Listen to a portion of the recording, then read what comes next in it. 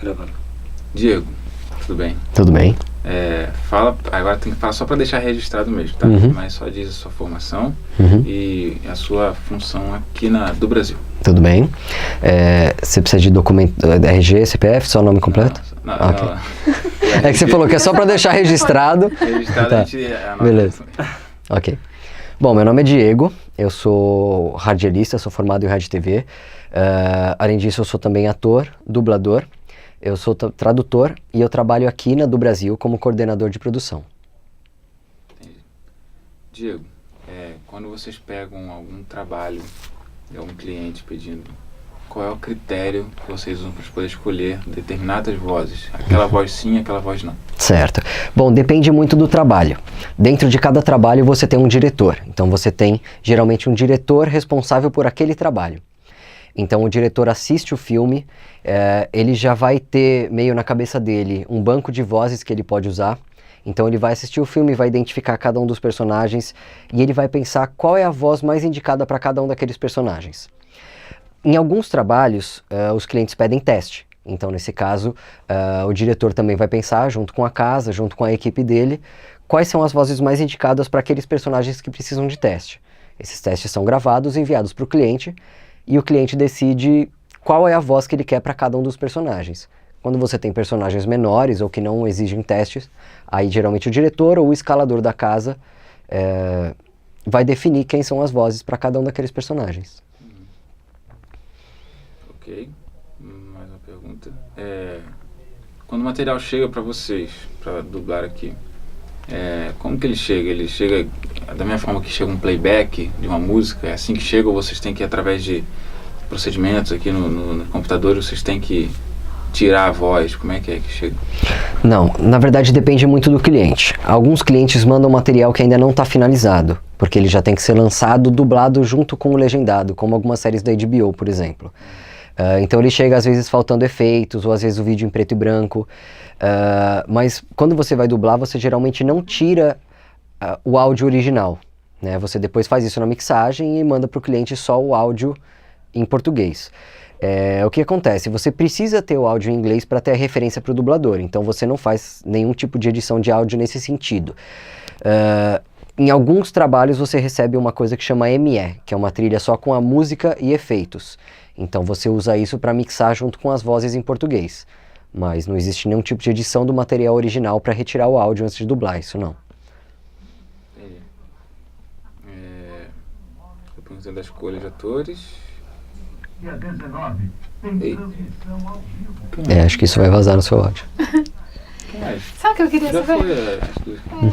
Qual é especificamente? Tipo, explica pra gente o que a sua função faz, tipo, no processo do dia a dia aqui. Tá. Sim, claro. Bom, como funciona a produção dentro da dublagem, né? O setor da produção. Geralmente o cliente manda o material, né? Geralmente é algo que você já está esperando, porque já foi negociado com o cliente, inclusive uma data. Quando esse material chega, ele precisa ser mandado para tradução. Então esse material vai para o tradutor para que ele possa fazer o primeiro corte, né? A primeira tradução do texto. Isso depois passa para o diretor, dependendo do projeto, claro, para isso ser adaptado para aquele contexto daquela série. Esse texto depois ele é cortado em anéis, que é um tipo de divisão financeira específico da dublagem. Tá? Depois desse texto cortado ele vai para o estúdio, é feita toda a escalação de atores, né? O diretor junto com a equipe de escalação dele escalam os atores que vão atuar em cada um dos personagens. E aí geralmente a equipe de produção junto com a equipe de escalação vai marcar um horário com cada um desses atores. Então eu vou ligar, por exemplo, para o dublador X e falar, olha, você pode vir aqui na quarta-feira das 15h30 às 14h30, às 16h30, por exemplo. E aí você vai fazer todo o cronograma de dublagem daquele episódio. Você precisa pensar quanto tempo de estúdio eu vou precisar para esse episódio, quanto tempo de mixagem, quanto tempo de limpeza de áudio. Então tem toda essa questão de gestão e administração que precisa ser feita pelo setor de produção. O setor de produção às vezes se encarrega de tradução de texto também, se o estúdio tem alguns tradutores dentro desse setor. Tem estúdios que eles têm tradutores internos, tem estúdios que mandam para tradutores fora. Isso varia muito de estúdio para estúdio. E aí é feito o corte, a escalação, e todo esse contato com o cliente nessa parte de produção geralmente é feito pelo setor de produção também.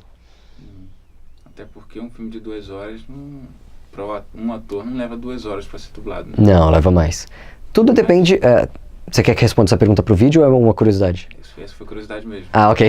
É porque eu não sabia se dava o cabeçalho da pergunta ou não. Não, depende muito. É importante essa daí. O que vocês acham? Tá, então responde como se fosse pro vídeo mesmo. Ok. Bom, e o tempo de dublagem, ele é muito... varia muito, né? Porque você precisa... Claro que se você tem um filme de 2 horas, não vai levar só 2 horas para dublar esse filme. Depende muito de quanto o ator está em cena. De repente eu tenho um ator que ele tem meia hora de tempo de tela. Um ator meia hora de tempo de tela, talvez ele precise de cerca de 2 a 3 horas, porque ele não vai ver a cena uma vez só. Né? Ele vai ver a cena uma vez, ele vai ver mais uma para ensaiar, de repente ele vai gravar na terceira. Pode ser que fique um pouco curta, o diretor quer uma intenção diferente dele, ele vai precisar gravar mais uma vez. Então, você precisa contar um tempo maior para cada ator. Tudo isso é contado em anéis. Né? Hoje, na dublagem, se conta o tempo em anéis, que é uma divisão financeira e uma divisão de tempo dentro do mercado de dublagem especificamente. Tá? Então, é em cima desse tempo que você faz toda a sua programação de estúdio. Mas, geralmente, leva mais tempo do que, logicamente, o tempo do vídeo. Digamos que você tem um episódio de meia hora, mais ou menos, de uma série de TV, você precisa de mais ou menos uns 3 dias de estúdio para gravar ele. Todos os atores. São gravados separadamente, né? Sim, cada ator é gravado separadamente. Hoje, tanto em São Paulo como no Rio, que são os 2 principais polos de dublagem do Brasil, você não dubla mais em conjunto. Antigamente se dublava em conjunto, quando você tinha tecnologias mais antigas, né, quando era fita magnética, então era muito diferente o processo. Hoje, quando você tem o Pro Tools, que o pessoal chama de Santo Pro Tools, que hoje você consegue corrigir tudo, dubla-se sempre individualmente. Então é sempre um ator entra, ele faz toda a parte dele, o outro ator entra, faz toda a parte dele. Se necessário, em alguma parte específica, ele pode pedir para escutar o que o outro ator fez contracenando com ele. Mas geralmente cada um só faz a sua parte. Menos quando é vozerio. Vozerio é sons ambientes. Quando tem muita gente falando em volta, isso também precisa ser dublado. Né? Geralmente não se usa do original. E nesses casos você coloca geralmente 3 ou 4 pessoas no estúdio falando juntas para que você possa compor esse vozerio. E aí isso depois é inserido na mixagem. Mas sempre um de cada vez no estúdio, cada um dos atores. Então ficou claro aí que numa cena de beijo não precisa... Não precisa. Mas geralmente em cena de beijo se usa a mão. Porque você precisa do som, então geralmente se faz assim. Para que possa ficar real na tela. Entendi. Porque você tem respirações, você tem sons que estão sendo beijados. O beijo real mesmo não tem o som de beijo na tela, né? É diferente. Claro que se for de repente um beijo assim, você não vai fazer isso no microfone, senão você vai estourar. Esse tipo de coisa geralmente vem na ME. Mas as reações dos atores, a respiração, os gemidos, toda essa...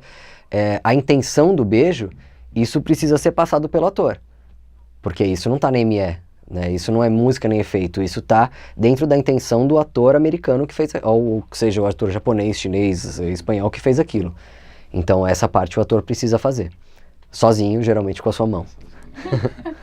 A última, vamos finalizar com a questão do sotaque. Eu não costumo ver, por exemplo, atores que têm um sotaque carregado no Maranhão, não sei, do Sul, às vezes. Do Sul até já vi, mas assim, em filmes, como é que chama? Blockbusters.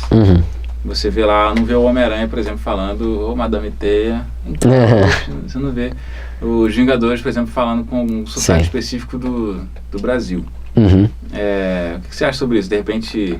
Nos Estados Unidos, não tem isso no Brasil, porque vem dos Estados Unidos ou do outro país sem sotaque? Ou é uma escolha mesmo dos diretores de não fazer uma coisa com sotaque? O que eu vejo é assim, sotaque carioca às vezes, mas nem é o sotaque carioca, é só o chiado, sabe? Não é o malandragem, não tem isso não tem o chiado, assim, o R e tal, essas coisas. Sim. Bom, essa questão do sotaque, na verdade é uma escolha do mercado. É algo que o mercado se apropriou ao longo do tempo. Então, não é só no mercado da dublagem. Né? Você pode ver em todos os mercados de voz, por exemplo, telenovelas, às vezes até em locução. Geralmente, se adotou no Brasil o sotaque paulista como sotaque nacional, né, digamos assim. Então, claro que nós paulistas também temos sotaque. Principalmente quando o pessoal fala, nossa, meu, a porta, meu, lá na Moca, meu. mas geralmente se adotou como sotaque nacional, assim, o paulista e o do Rio de Janeiro, né, o carioca, quando ele não tá tão puxado. Então, geralmente, quando vem um material pra cá, é dublado normalmente sem sotaque. A não ser, claro, que você tenha um personagem específico. Às vezes você tem, por exemplo, um produto americano e o personagem é um texano que fala com aquele sotaque caipira americano. Aí, claro, você pode colocar um sotaque mineiro, um sotaque mais caipira, ou se o personagem couber, você pode colocar um sotaque um pouco mais nordestino. Então, são coisas mais específicas, né? Então, existem muitos dubladores que são de outros estados, que têm sotaque, dubladores que são do sul, dubladores que são do nordeste ou que são do norte, mineiros, e eles têm esse treinamento, né, profissional para quando eles entram no microfone, o sotaque deles some. A não ser que eles precisem que esse sotaque aconteça. E isso ocorre nas diversas indústrias da voz, né? Locução também, principalmente. Muitas vezes você está conversando com uma pessoa, ela tem o sotaque muito carregado, e ela entra para gravar alguma coisa e esse sotaque some. Você fala, meu Deus, o que aconteceu, né? Porque por conta dessa questão do mercado mesmo. Por tratar o sotaque paulista como sotaque nacional, digamos assim. Mas aí é uma escolha do mercado. Entendi. Gente, fiz todas aqui.